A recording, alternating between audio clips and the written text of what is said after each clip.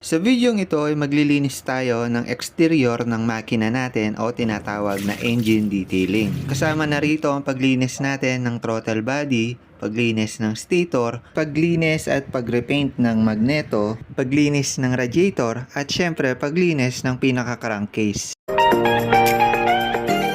By the way, ginawa po natin ito dahil magta-top overhaul tayo kay Scarlett or sa Click 150 natin. Mas okay kasi na bago natin i-perform ay malinis yung buong makina or crankcase natin. At also, nilinis ko na rin yung ibang parts na katabi ng makina natin para malinis talaga tignan at general cleaning yung magawa natin. By the way, hindi ko na na-videoan yung pagtanggal ng engine sa pinaka-chassis or motor natin, pero soon gawa na lang ako ng tutorial. Naka-timelapse video na lang din po pala tayo dito para kita nyo lahat ng process, pero kung gusto niyo ng step by step at detalyado, may mga bukod na detailed video naman po tayo sa kada pyesa. Lalagay ko na lang po yung link sa baba.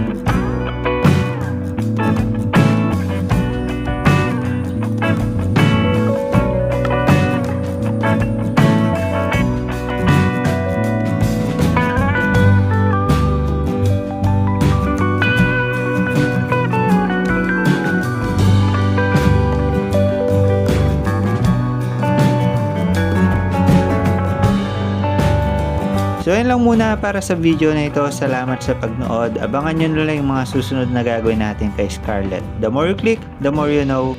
Engine detailing sa ating Honda Click 150. Bye-bye!